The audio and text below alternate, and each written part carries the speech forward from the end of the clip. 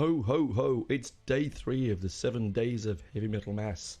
With me, Tony Evans, looking back at the year of 2023. I know it's not the new year, but I like to do this. And I get a lot of good I get a lot of good feedback about this, so I enjoy doing it. Now, we've had my favourite song. We've had my favourite album. Now it's going to be one of my favourite live show. This is a really tricky one because there's been some absolute crackers this last year. It's a big international acts like Paul McCartney, small local acts like, Witch Skull and bands like that. But for me, the most favourite experience I've had so far this year at a gig is going to have to be Aces High, the Iron Maiden tribute band, which just played here in Canberra on the 2nd of December, and they did the Power Slave tour show, the Live After Death, and I got to live out a childhood fantasy where I actually played Eddie, albeit just in a mask. I couldn't see a bloody thing I was doing. It was so much fun. When Son, the lead singer, texted me and said, "Hey, do you want to play Eddie?" I was like, "Yeah, I'm up for that." I must admit, I was a bit worried for some of the show. I didn't tell anyone apart from Benji that I was going to do it. So when I disappeared off backstage and we got dressed up and walked on stage, now it was only in a mask, mind you. It was a bit of a shock for my friends there. It was good fun. And the show itself was brilliant. They are definitely the best tribute act for Iron Maiden I reckon there is at this moment anywhere. Son is an amazing singer. She's got great stage presence. She can really hold the Bruce Dickinson notes. The band themselves are tight as. Anyone that can play Steve Harris parts well, for me, I hold them up in high regard. And new guitarist in as well, because they lost the guitarist early last year because they went off to do other things, and I think she's coming back. The new guy was very, very, he had a big stage presence, and I think he brought a lot to the live show, and it was just brilliant. I know they said that it's sort of overdoing the Live After Death tour now. They've done it a lot, and I'm looking forward to what comes next. But when they played Rome the Ancient Mariner, in my opinion, as you know, I've said this before, the greatest live album ever made. It just gives me such our live song ever made. Sorry, not live song.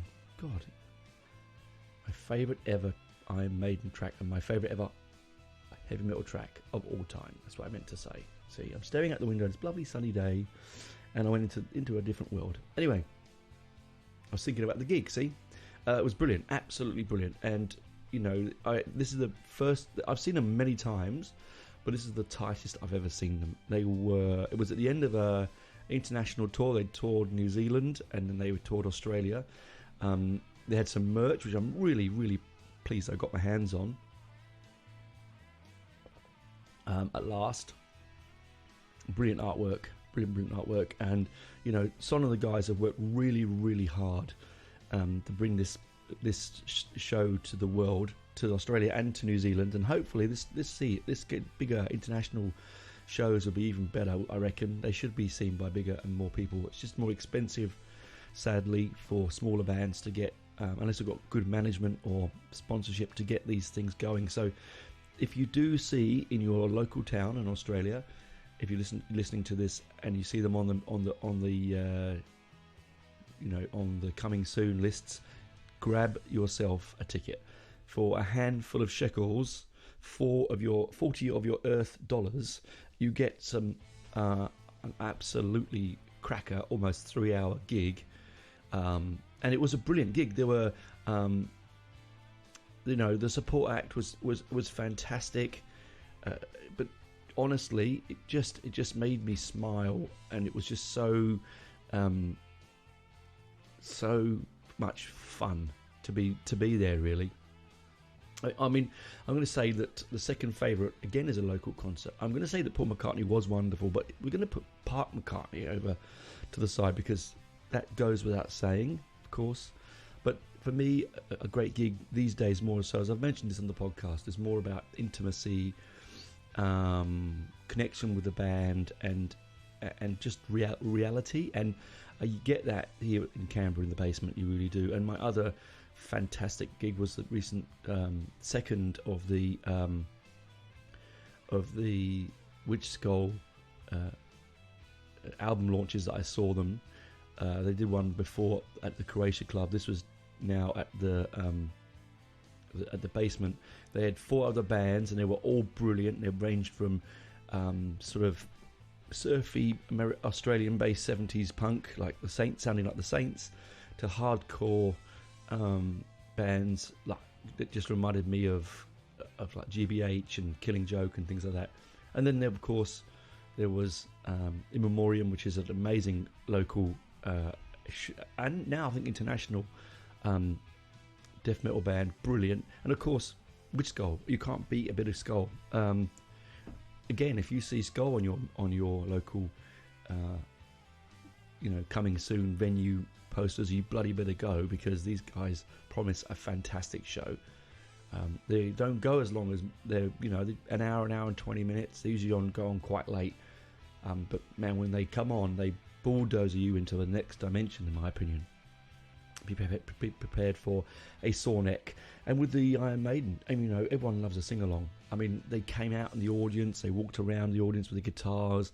It felt like an absolute, it was the end of the tour, and it felt like a party for me. It felt like they were really happy that they achieved what they have achieved, and it was really nice that they got to finish the year out in our town here, where I think we were the best audience, in my opinion, for them. There's always me, Benji, and we're always there. We're always, and Callum and Laurie, and we're always there up front, ready to absolutely go for it. So it's always a pleasure, always a pleasure. That was me. That was my gig for the year. Highlights, definitely Run with Ancient Mariner, Killers, me coming on Power Slave in the Power Slave Eddie mask, rambling around. If you want to have a look on my Facebook page, you'll find that there was a video of me doing that. I don't remember, I had so much fun doing it that I think I made a fool of myself, but in a really good rock and roll kind of way. And the band has asked me to come on and do it again, so I can't have been that bad. Next time, though, I'm going to try and go for the whole uniform business. Hey. Anyway, that's this episode for today. Talk to you tomorrow on day 4. Bye for now.